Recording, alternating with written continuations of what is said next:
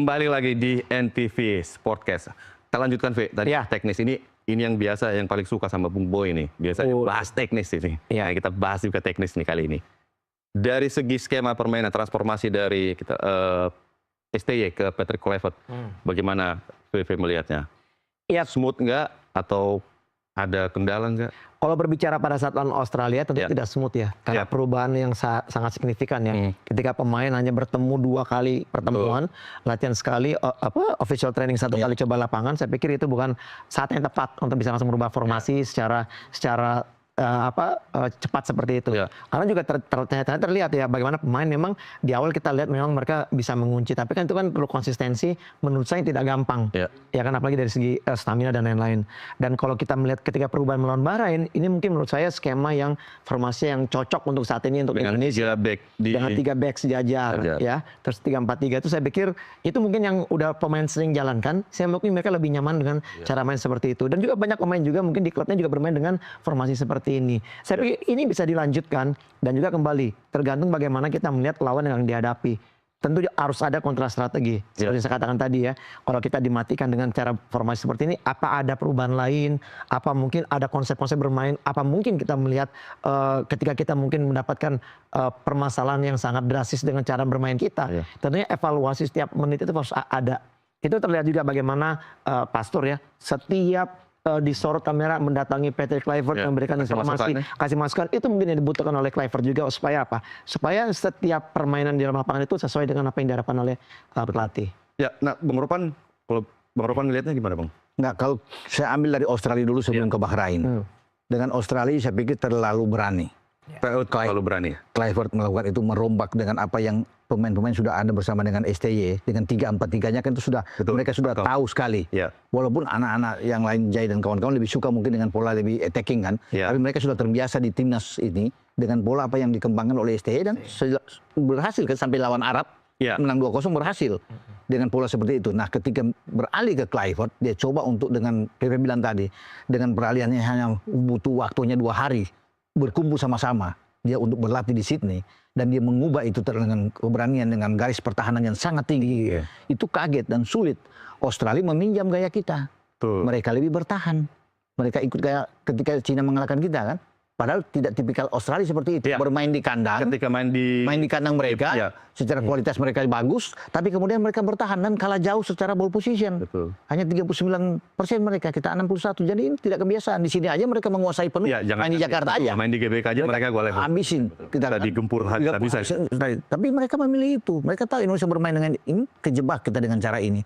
Dan pemain-pemain mungkin kaget dengan apa yang diinginkan. Terlalu radikal untuk bermain dengan gaya yang diinginkan oleh Kluivert. Nah, dari situ belajar. Pastur mungkin melihat Dani Lansat untuk coba kembali ke lebih cocok timnas kita ini bermain dengan counter attack.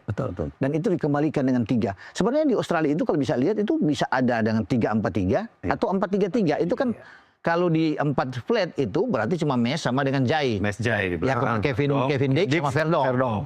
Dean James kan dorong ke depan sama Hai dan Nathan. Tapi berubah dengan Verdong lebih ke dalam, itu menjadi 3-4-3 karena Kevin Dix didorong lebih ke depan bersama dengan Dean James kan untuk mendampingi Nathan dan Hai. Masalahnya kan Nathan yang kejutan buat semua. Kalau Pelupesi mungkin yang dimainkan lebih awal berbeda, dan itu kan kelihatan di Jakarta. Ketika kita lawan Bahrain, Nathan kan perform kalau bisa dibalik. Betul. Jadi kelihatan di situlah kita. Jadi belajar dari shock kita kalah besar itu, sehingga mungkin timbul keraguan lagi ketika melawan Wajar, ketika lawan Bahrain. Apakah kita bisa mengambil ini? Tapi Indonesia ini kan memang unik. Ketika kita dalam tekanan luar biasa, permainan kita berubah. Dan itu kan yang dialami di saat kita kalah back to back dari Cina, kemudian ke Jepang dengan 0-4. Ya, tertekan habis, harus habis-habisan lawan Arab. Dan kita menang, clean sheet. Hidup lagi peluang kita. Asa itu timbul. Ketika kalah 5-1 dari Australia, saya akan redup. Bahaya nih kalau kalah sama Bahrain, selesai kita kemarin. Anak-anak termotivasi lagi, naik. Tapi dengan pola yang berbeda tentunya. Pastur coba mengambil alih ini, memimpin latihan dan mengembalikan dengan 3-4-3. Dan itu berjalan dengan baik. Artinya data sebenarnya akhirnya lebih komplit dimiliki oleh Pastur ya. Kembalinya, Justin Hubner itu membantu sekali. Untuk bermain dengan Jai dan Eskirido. Dan 3-3-nya tampil bagus. Itu yang sebentar saya akan tanya ke PV. Ya kan nanti di segmen berikut. Tapi kita bisa lihat kan adanya Ragnar semakin hidup. Dan anak-anak termotivasi karena itu pertandingan lawan Bahrain kan hidup mati buat kita. Tidak boleh imbang apalagi kalah. Untuk menghidupkan kita paling tidak realistis yang kita bahas tadi untuk masuk ke putaran keempat. Nggak usah bercita-cita terlalu jauh untuk lolos langsung ke putaran 4 dulu. Kalau kita kalah habis, tapi ternyata dengan pola yang dikembangkan lagi, Pak Sur bilang kita harus seperti Catenaccio dalam tanda kutip gaya Italia, dan ternyata bagus. Nah, gitu. Tadi kan kita udah singgung Nathan ya underperform atau lawan Australia. Bu VV main gelandang ya? Iya. Kalau VP melihatnya gimana? Sebenarnya dia underperform karena memang kondisi kebugaran kah? Atau memang posisinya kurang ideal kah saat itu? Atau memang Nathannya saat itu? Ya kalau kita melihat gini ya, kalau saya melihat mungkin ya, berandai-andai juga sebenarnya saya juga flashback juga. Apa mungkin kemarin pada saat lawan Australia emang ini pilihan pertama sekali untuk Kluivert memberikan tekanan itu, kalaupun nantinya sampai itu terjadi gol penalti ya, saya pikir pasti akan ada perubahan di situ permainannya. Mungkin dia berubah akhirnya untuk dengan formasi lebih defend counter karena mau mencari gol dulu, tapi akhirnya ketika kita kebobolan dari justru malah kebobolan duluan, kita malah terus ingin melakukan serangan. Terbuka, dan ini menurut saya membuat di mana posisi Nathan memang kurang siap dalam menahan gempuran sektor tengah daripada pemain Australia yang sangat luar biasa, kuat bertahan. Makanya kita dari awal juga pada saat kita nonton juga bareng sama Bang Ropan, Bang Boy juga. Ketika pada saat line up keluar itu kita bilang, kenapa Nathan Choan yang main dari awal? Kita dari awal udah ngomong tuh, bertiga tuh ngomong. Karena memang kita dari zaman pegang oleh coach Sinteyong pun dia juga sebenarnya dapat menit bermain juga sangat jarang ya. Apalagi di posisi itu Bang ya, walaupun dia bisa bermain, tapi saya pikir dengan memainkan Nathan pada saat lawan Australia, saya pikir itu blunder ya. Karena memang kita lihat bertahannya kurang. Malah saya berharap kalaupun tidak Pelupesi yang main, masih ada Jenner waktu itu. Ivar lebih sering bermain bersama-sama dengan Tom Haye. Ya, yang nggak bisa main cuma Justin sama Ragnar.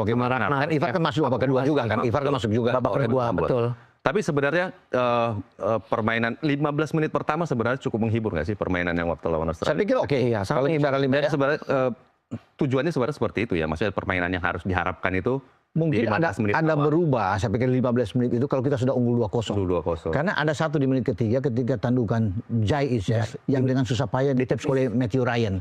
Kalau misalnya betul kasihkan gol, kemudian ada penalti lagi dan menghasilkan gol 2-0 lebih dulu akan berbeda dong.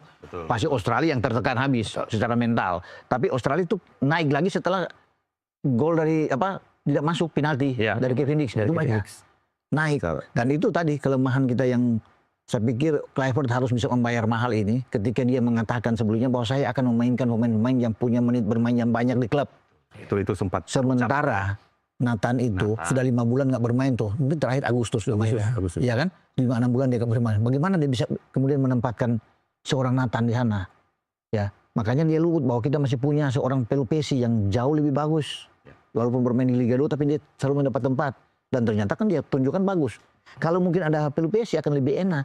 Lebih bebas bagi Tom Haye. Kemarin Tom Haye itu kerja keras lawan Australia.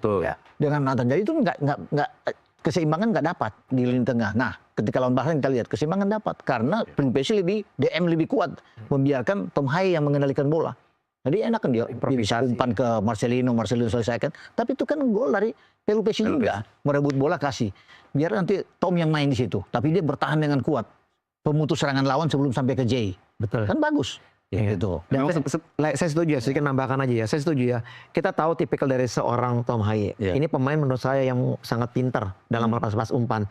Dia minusnya cuma di masalah bertahan dan juga stamina Bang ya. Artinya apa? Untuk memainkan Tom Haye ini diperlukan memang pemain di DM yang benar-benar kuat untuk menjaga kedalaman pertahanan. Artinya apa? Dengan bermain dengan seorang DM yang benar-benar kuat yang dikatakan Bang Opan tadi, dia bebas untuk bisa berimprovisasi dan dia nggak perlu harus berpikir gua habis nyerang gua harus bertahan. Iya. Karena faktor usia juga kan kebugaran juga bermasalah. Lawan Australia nggak begitu kan? Iya. Dia harus bertahan. Harus bertahan juga. Betul. Itu masalahnya. Nathan nggak kuat ya. Betul. Jadi bertiga nonton kemarin lawan Australia. Nonton sama-sama kita nonton bertiga. Nggak ngajak tapi. Nggak ngajak. Anda diajak atau saya terlalu sibuk. Jadi kita nggak enak mengganggu Anda. Tapi baik, kita ada Pelupesi sekarang yang ada di tengah itu jadi primadona sekarang Pelupesi. Ketika bermain lawan Bahrain dia bermain sangat efektif, berlari tidak sana kemari tapi pergerakannya sangat efektif, memutus aliran serangan lawan yang bisa membantu juga dalam menyerang. Nah, PP melihat Pelupesi. Iya, kalau kemarin itu mungkin banyak orang bilang man of the match-nya mungkin Ole. Mungkin juga Rido. Tapi kalau saya lebih kepada Pelupesi. Kenapa? Mungkin orang terlepas matanya dari Pelupesi, tapi saya melihat bahwa yang menjaga keseimbangan permainan kemarin itu adalah Pelupesi. Bermain box to box sangat baik, bermain sangat simpel, nggak ada aneh-aneh, dapat bola passing. Ini menurut saya, ini memang tipikal yang kita butuhkan. Seorang pemain GM yang memang benar-benar bermain dengan visi yang sangat baik. Nah, itulah kuncinya kenapa kemarin kita sangat baik dalam pertahanan sebelum para pemain Bahrain masuk ke sektor pertahanan kita, itu harus melewati Pelupesi. Dan perubahan ketika di babak kedua kita memang mendapat pressure, Bahrain harus keluar menyerang. Mereka harus mendapatkan poin juga Bang ya, karena mereka menjaga asa untuk bisa lolos. Nah, perubahan di mana ketika pada saat Haye diganti, masukkan Ivar Jenner, saya pikir itu salah satu momen menurut saya sangat tepat. Karena apa? Karena kalau misalnya Haye dipaksakan terus bermain, habis saya pikir. Di tengah pasti akan habis. Ya karena terakhir-terakhir kita juga udah mulai tertekan sebenarnya Bahrain. 30 menit terakhir ya sudah mulai Bahrain sudah mulai berani keluar untuk menyerang gitu. Dan saya pikir apa yang dikatakan Fernando itu benar, dengan seorang Pelupesi banyak yang luput dari perhatian karena semua menurut saya semua bermain bagus, baik untuk bermain. Tapi Pelupesi ini memang saya selalu setiap hari bisa menyebut dia mesti main. Betul. Dia mesti main. Ya, lawan Australia sebenarnya berharap dia harus main, dan ternyata Clifford itu memainkan dia, dan Lansat bersama Pastur memainkan dia.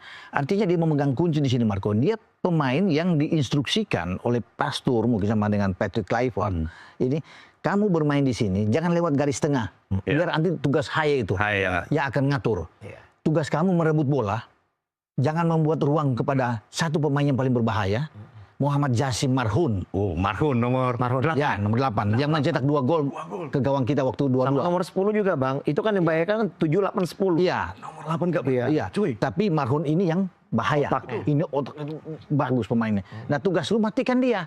Dan dia menjalankan itu dengan sebaik-baiknya. Itu yang saya bilang, simpel bermain, Marhoun pegang bola, langsung dia ambil. Itu yang dia rebut, kemudian dia kasih ke Tom Haye. Dari dia yang rebut. Orang banyak yang nggak melihat. Orang bisa melihat, itu Tom Haye punya umpan bagus, kasih ke Marcelino. Tapi prosesnya orang nggak lihat. Proses awalnya dari mana? Dia yang rebut bola. Karena memang tugasnya itu, menghentikan serangan lawan. Kalau kita lihat lawan Marhoun itu memang nggak bisa berkutik. Nggak pegang bola, susah. Bos, Nat, Bahrain juara Piala Teluk. Hanya 7 kali menembak, hanya 1 on target. Itu dari nomor 7 Ali Madan. Bertembak ke Martin Pas.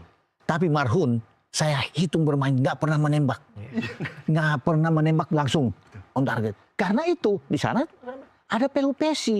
Dan dia menjalankan tugas dengan baik. Orang nggak bisa melihat dia. Orangnya mungkin oleh Romeni pergerakan Rido, Justin Hubner, Verdong kan Tapi yang satu ini seakan luput, tetapi dia senyap sekali dan top sekali. 90 menit Bang ya? Mainnya stabil.